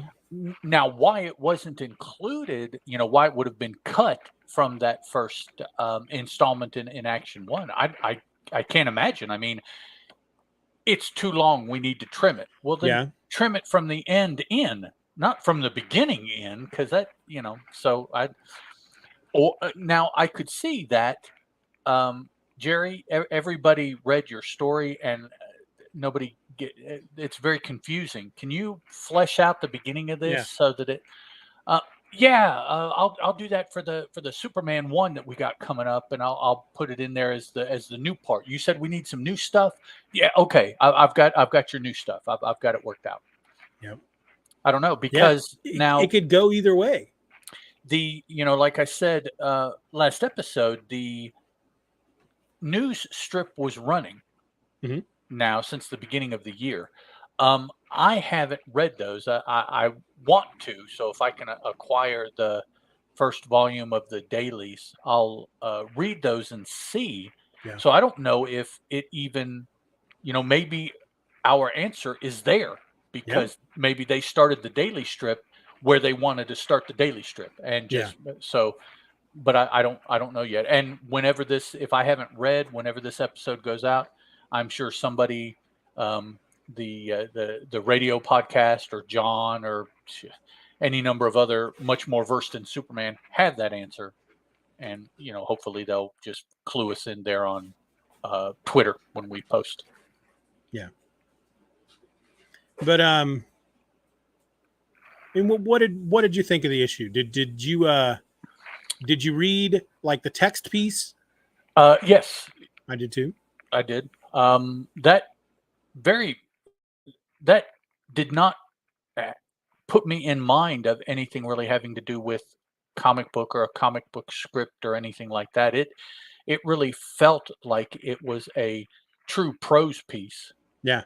And why necessarily there would be that, I don't 100% know, unless it was specifically for this opportunity. Yeah. I read that. I read the I went back and read that first story, realizing that it was a lead in, and I'm like, well, man, why didn't you guys put these two things? It's only 4 pages.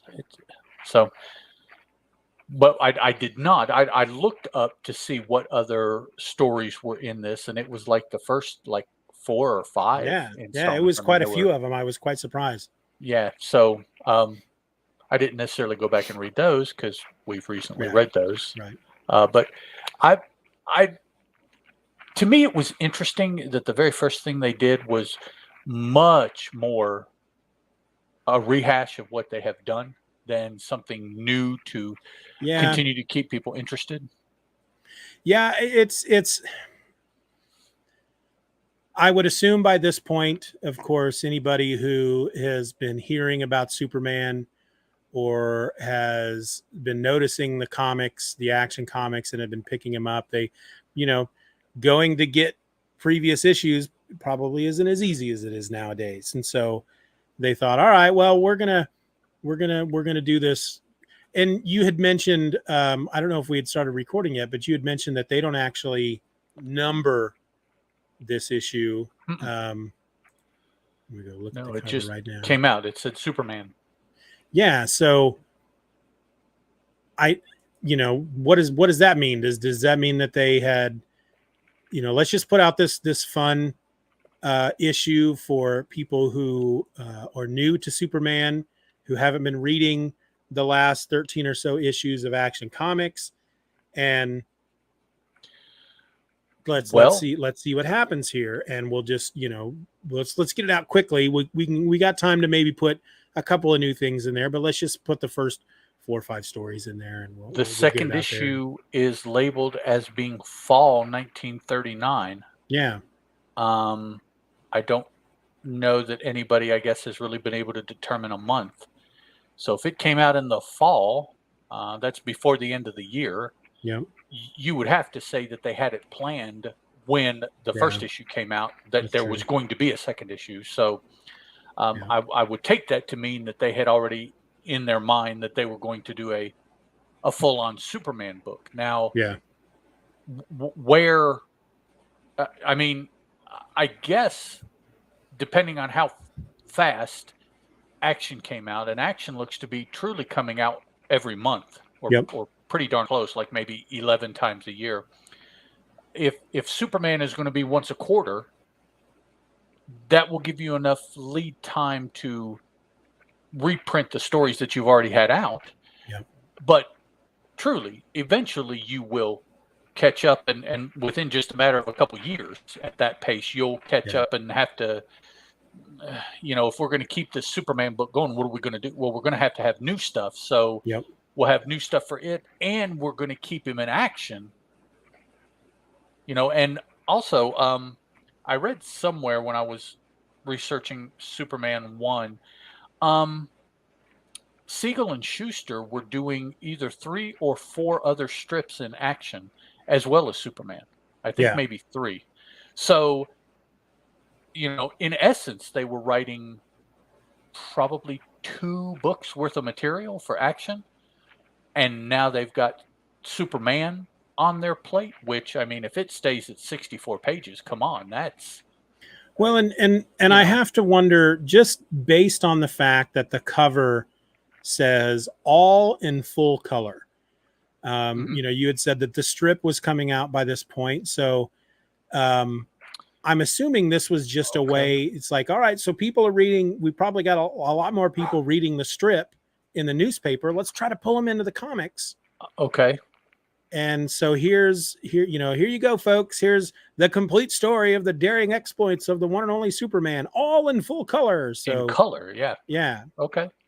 I was just looking at that just now, and I thought, that's kind of a weird thing to put on there since all the Action Comics were in color, and then the Well, trying newspaper to strip thing trying hit to get me. the newspaper readers to read the Yeah, comic book. The yep, newspaper strip continues going for yeah, what, 20 years or 25, 30 years, something like that. I mean, it goes for a really long time, I think, considering that there is right now, but there's going to be multiple books with the same character and the newspaper strip also. yeah, So, what was there any crossover, or did the people mainly read one or the other, yeah. or And were the DC Comics, were they making, how much money were they making off of the news strips? And so Right. were the Yeah. news strips getting, did they realize, hold on a second, we're selling this many issues of Action Comics, but these strips are going out in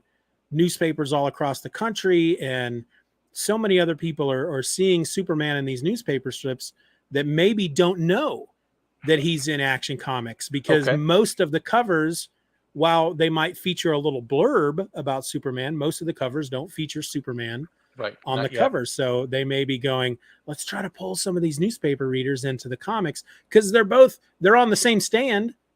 Yeah.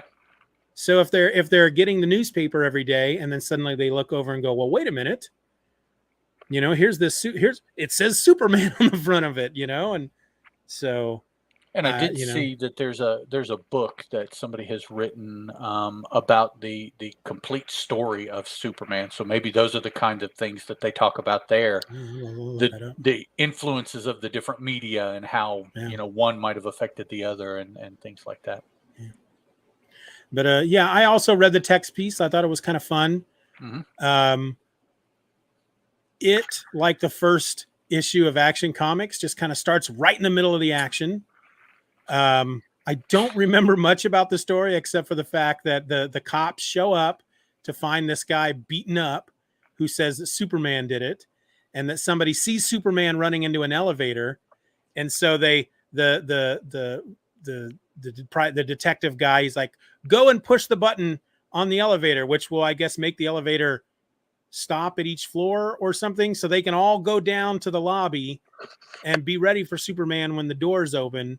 And then, of course, Clark Kent comes out, and the way they describe him in the prose, it's like Clark Kent's this feeble, skinny, timid guy. It's like, if you've never read the comics and have only read Superman in prose, you could very easily, I can understand why nobody knows that Clark Kent is Superman, because they don't look at it. There's, it's almost like they're two different people. And then Superman, and then Clark talks, what was it? He was going to write an article about this blunder that the policeman made. Right. Yeah. And because then that gets him into interview a criminal who escapes for a moment. It was really kind of weird. It was a lot. Yeah. It was a lot to read in those 2 pages of prose. Yeah. And it was just like the stories in Action Comics, man. The stuff just kept bam, bam, bam, bam. Just, it's they packed a lot. It was basically like an Action Comic story, just more, a lot more words. Mm-hmm. It was very, very descriptive. Yeah, very descriptive stuff. But and then they had the page that introduced everybody to Siegel and Schuster. Mm-hmm. Had their photographs. Then, and talked about the other stories that they're doing in Action Comics. Well, like Snap Bradley, Slam Bradley, yeah. Slam Bradley. Maybe that's where I saw it in the little bio on that page, that they were doing like 3 other strips in Action, which I didn't know necessarily that they did that much. But I'm not too much a historian of the early DC stuff like this. I'm much more experienced with the Marvel, which is not at this point Marvel from Fantastic Four. So see, Jerry Siegel and Joe Shuster are also the creators of Slam Bradley and Spy, which appear in Detective Comics, Radio Squad, which appears in More Fun Comics, and Federal Men, which appears monthly in Adventure Comics. So it's not even Action Comics. These are they're holding down strips in. They're all over the place. Books. Yeah. Okay. And then we also get that from Action Comics #1, the scientific explanation of Superman's powers. This is here as well. And again, I don't know if that stuff had been redrawn. It looks a lot better than it looked in Action Comics. I'll tell you that. But it was kind of fun. It was kind of a fun issue there. I don't know that I have really anything else to say about it. No, I don't either. It was, it's only 6 pages, really, stuff, and then a couple almost anecdotal or just different kind of stuff in the text and the meet the creators, I could see at the time it probably would have been pretty cool to get a 64-page book, Yeah. all of Superman, if Yeah. you like Superman. So, yeah. Yeah, and for new readers, Oh, man. yeah, because folks weren't, they didn't have comic book stores. They weren't digging through back issue bins. They didn't pick up like Action Comics number 10 and go, I got to read more about this Superman guy, and then go hunt down the other issues. And now they there's this big, thick comic book right there on the newsstand with Superman right on the cover. And it's that iconic cover, Action Comics number 1 and Superman number 1, both iconic covers that have been homaged over and over and over. In fact, if you're reading Tom Taylor's Superman, Son of Kal-El, that first issue is a homage to Superman number 1. The image on the back cover is homaged quite a bit as well. It's the one of him breaking the chain across his chest. Yes.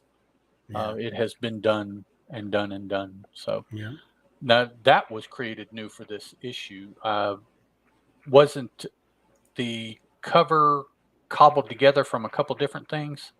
Like, wasn't that an image from something else as well? We did see that image in one of the the Action first comic stories. Yeah. Yeah, the first story. I think it might have been the Splash or something like that. Like leaping from a building or something, and yeah, he's not flying. You pointed you pointed that out in one of the previous issues. Do you recognize this? It's like, yeah, that's Superman number 1. And yeah, yeah. And I have to say, I don't know. I enjoyed the art quite a bit in the new stuff. I thought it looked, it's a bit cleaner. Mm-hmm. The colors are a bit, it's, I don't know. I just, all in all, and it was just Schuster. Yeah. He didn't have a ghost. They did finally name a colorist as the Strauss Engraving Company. So nice. we haven't heard colors from the previous books. I guess they haven't been able to track it down, but somewhere along the way they were able, they being the people who keep up with this sort of information, have it listed as the Strauss Engraving Company, not to be confused with Levi Strauss. That's a cousin who does the blue jeans with the rivets in the crotch and all that at this point. So all in all, again, I can't speak to the stories that they reprinted because I don't have the app in front of me. I'm just looking at the collection that we're reading, so I can't look at those. But I thought it looked really nice. It seemed like it was the new stuff seemed much improved over the look of a lot of the stuff that I had been reading so far in this collection. All righty. It almost looked like it could have been done by somebody today, aping the Golden Age style. And it might just be because of the way it was recolored for the collection, So, all right. Anything else to say about this? No, sir. I have said it all. All right. Well, I want to thank everybody for listening to this episode of the Superman Super Show. If you want to drop us a line, ask a question, flippity flip. Trip over my own tongue sometimes. If you want to drop us a line, ask us a question, or just provide feedback in general, you can send an email to the supermansupershow@gmail.com. You can also reach out to us over on Twitter at Soups Super Show. That's SUPS Super Show. Or come join the fun over at the forum at forum.justanotherfanboy.com. All of the links will be in the show notes. So hopefully you weren't pausing the show to start rifling through a drawer for a pencil and some paper, because it'll be right there in the show notes, for your convenience. And so until next week, folks, I'm Steven, that's Ed, and this was the Superman Super Show. Bye. All right. Let me save this. I think I'm quite surprised the dog let us do almost an entire episode. He interrupted at one point, but not too badly. But he's looking like he's starting to get a little agitated. So we might want to go ahead and just wrap it up here. Okay. If Doug, are you okay with that? And Terry, if she's still listening. I don't It's hear our voices coming from the other room, so I don't know if she's still listening or not. according to the StreamYard, we've just got one person watching. Boo. I Yay put out for you, one, but boo, it's Yeah, only one. yeah. I put out today's episode, and I got it all ready. I schedule it to release at 4 a.m. because I figured that covers all time zones. And then I have a newsletter, the Steven Says Stuff newsletter, and that emails episodes to everybody's inbox the morning that they're released. And I just recently I added a pay tier to it. Mm-hmm. And so what I didn't know is that when I put the new email together, Doug says, I guess. I feel bad.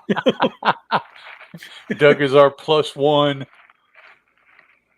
We'll put that up there on the screen.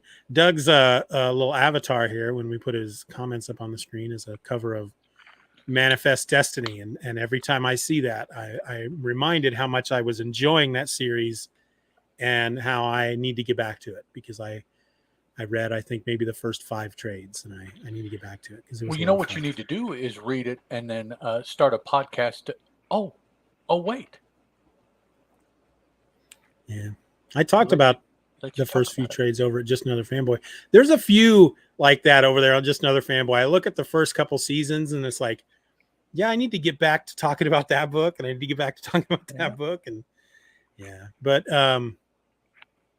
what was I talking about before? The newsletter. And the newsletter. Added a pay tier. Yeah. So when I the current episode of Superman Super Show is the first email I've sent since I added that tier. And I noticed because I think I have 22 people that subscribe to the newsletter, and the episodes that I sent out on average get downloaded about 15 times. So we got 15 people that listen to this and then Just Another Fanboy through the Substack, which I think is kind of cool. Okay.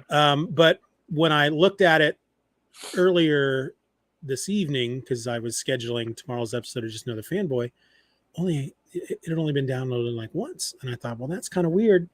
And then I figured out that once you add that pay tier, whenever you put an email together, it defaults to only send to paid members. Isn't that stupid? Okay. So I had to go in and delete it because then it just won't let you. The Substack won't let you go in and go, well, can you send this to my free subscribers? Because that's everybody. Everybody who subscribes is a free subscriber. And I made a point to, when I added this pay tier, because really the only thing that the pay tier does is doesn't give anybody anything special, right? It's just, if you join the pay tier, then you can suggest topics for my other podcast. Right. Okay. If somebody wants to pay for that, great. If you don't, that's fine too, because as far as getting all the episodes to your inbox, that's all free. I'm done creating special content for, that hides behind a paywall. At the most now I'm putting stuff like on my Patreon a week ahead of time for the Patreon members. And then everybody else gets it a week later. So, but so I had to resend or put together a whole new email and send that out around 6 o'clock and go, oh, by the way, there was an episode of Superman Super Show that came out at 4 o'clock this morning, which is, I think, one of our better episodes because it's the Superman versus the Reckless Drivers. And did you read, let's see, the story here for Action Comics 14? Yes. Superman gets way violent.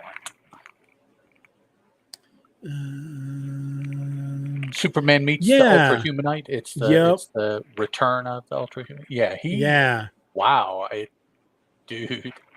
Yeah. That's somebody was saying with those Grant Morrison stories that I guess that's how Superman is in those Grant Morrison stories. And it might be why I didn't enjoy it when I first started reading it.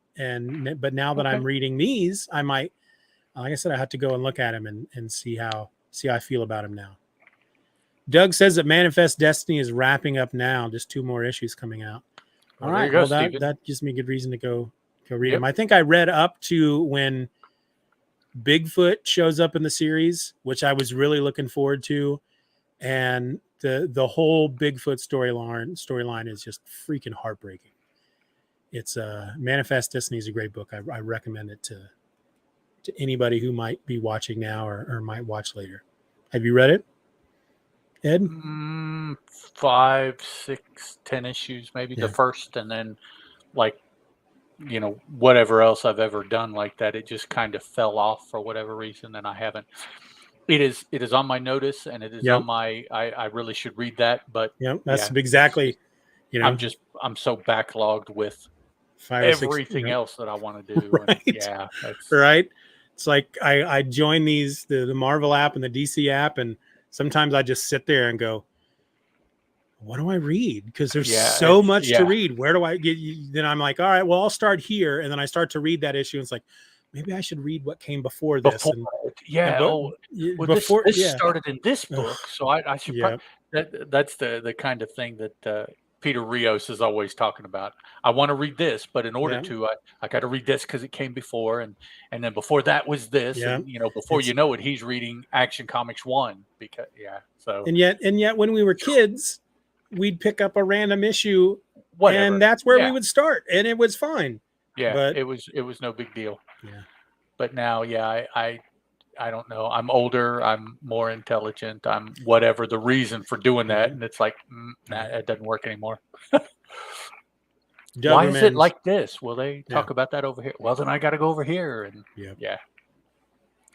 Doug recommends Manifest. Recommended too. Well, cool. I'll try to move it up my list, Doug. Honestly, if you've only gotten like 10 issues in, you definitely have not gotten to the Bigfoot story arc.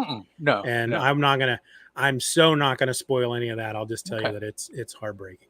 Yeah, every year at the beginning of the year, I sit down and I think, based on whatever is on my mind, what do I want to try to read this year? And so I set up personal reading projects on top of Thor, on top of Dr. Fate, on top of Ronin Rabbit, on top of, well, for image addiction or for comic addiction, on top of every comic book published every week.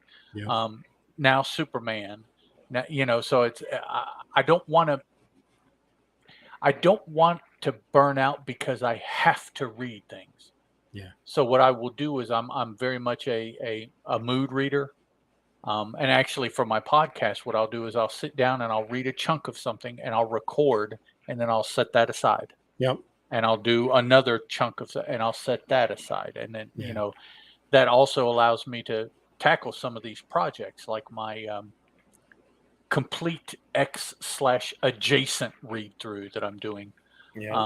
Reading all of the X-Men books from the very beginning back in 1960, whatever it was, 5, 4, whatever it was. So, which for anybody that's interested, I'm halfway through 1986 right now. So I'll, maybe that will be one of the primary things that I do, especially since it's ending now. It'll be much simple to get a hold of, say, the beginning of next year in January, and I'll buy whatever it is I need to buy to be able to do that and have it. And then I can just sit down and read it as I have an opportunity to read it. Yeah, I mean, it's why I do like certain series episodes on Just Another Fanboy, ElfQuest and Madman and now Conan and Moon Knight, because it's like that's stuff I really want to read, but it's like I forget to read it because I get distracted with other stuff. So if I have it scheduled for an episode, then I know that even if it's just one issue every month or so, at least I'm you're reading it. I mean, you're getting through it. Yeah. All right. Good time. Yes, good sir. time. So let's plan on getting back together on the 25th. Yep. For those of you who are watching at home, Monday the 25th, same Superman time, same Superman channel. Yeah, we didn't quite build up the leeway that we thought tonight. No, but hopefully we can get through 3 of them next time. Plus the this was a longer one because of Superman. So that's true. Yeah. Superman 1. Yep. Yeah, that's fine. That's not a problem, man. shit comes up. Yeah. As long You as know, we stay ahead of your posting schedule, you Yep. know, when you want to post them, that's all. Yeah, we'll do what we can do. All right, Ed. Good talking to you, man. You too, sir. Doug, good talking to you and talking with you in the Thank you, Doug. through the chat. Yeah, thank you for joining us each. Well, I wanted to say each week, but it's not each week. Yeah, so, it's not week. yeah, Each but show. I got to get back to watching you guys on Thursdays. Of course, you didn't do it last Thursday, but Yeah, that's Yeah. yeah. Sometimes Chris gets these last minute, just dump trucks at work, Yep. and they just load him with stuff, and yeah. I often find myself these days. I'll be sitting on the couch on a Thursday evening, and I'll pick up my phone and go, "Oh crap, man! They started like 2 hours ago. Next week." But all right, adios, my friend. Ciao. Thanks, Doug.